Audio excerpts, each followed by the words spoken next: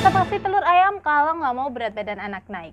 Hayo, siapa nih yang punya masalah ningkatin berat badan dan tinggi badan anak? Jangan lupa simak video ini sampai akhir. Nah, seperti yang kita tahu kalau 1000 hari pertama kehidupan merupakan fase yang kritis untuk anak karena di masa ini pertumbuhan terjadi sangat cepat. Oleh karena itu, sebaiknya kita mengoptimalkan pertumbuhan anak dengan memberikan makanan yang cukup dan juga stimulasi. Parameter pertumbuhan yang akan kita bahas kali ini adalah berat badan dan tinggi badan. Bunda dapat memantau pertumbuhan anak dengan menggunakan buku KIA atau beberapa aplikasi pertumbuhan anak yang ada. Ada 4 parameter status gizi anak: berat badan menurut usia, tinggi badan menurut usia, berat badan menurut tinggi badan, dan IMT menurut usia. Selain melihat BB anak saat ini, kita juga perlu melihat peningkatan BB-nya tiap bulan. Untuk rekomendasi peningkatan berat badan anak tiap usia itu beda ya, Bunda bisa cek di buku KIA. Lalu gimana sih cara untuk meningkatkan berat badan anak? Yang pertama, simpelnya apabila dengan porsi yang sekarang berat badan anak ini susah buat naik, Bunda bisa tingkatkan porsinya mulai dari karbonya atau mungkin protein hewaninya. Apabila dalam satu kali makan untuk usia 1 tahun hanya konsumsi 3 sendok makan nasi, itu cukup apa enggak sih? Ya jelas tidak, karena kemungkinan besar kebutuhan gizi anak di usia 1 tahun ke atas itu adalah 550 kilokalori. Atau kalau semisal kita bagi dalam bentuk nasi nih, paling enggak dalam satu kali makan butuh sekitar 5 sendok makan nasi.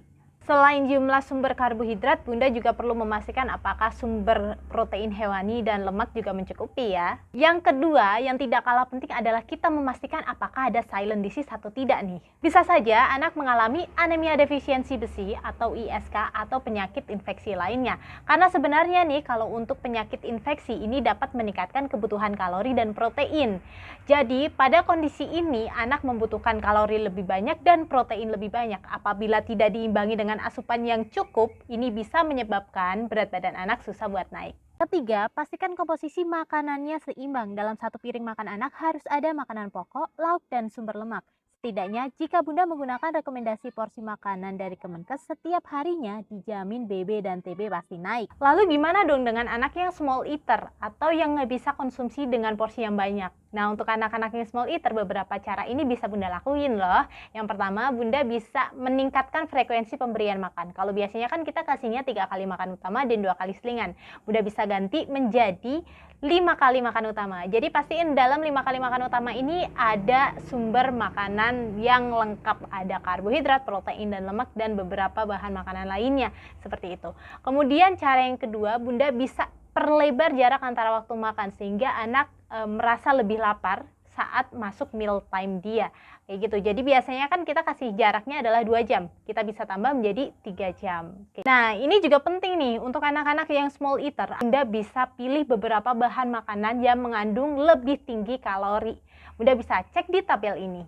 Balik ke pertanyaan awal, haruskah kita memberikan telur ayam setiap hari agar BB dan TB-nya naik? Jawabannya tidak harus. Tapi harus ada sumber protein hewani yang mencukupi kebutuhan gizi anak. Telur memang jadi gold standar untuk sumber protein karena asam aminonya paling lengkap. Tapi bukan berarti sumber protein yang lain tidak boleh ya. Berikut rekomendasi porsi tiap makan anak sesuai usia. Untuk yang ini usia 6-8 bulan. Selanjutnya usia 9-11 bulan. Yang ini rekomendasi porsi usia 12-23 bulan ya. Buat yang mau dicek status gizi anaknya, silakan tulis di kolom komentar secara lengkap. Jangan lupa follow dan support konten-konten aku ya.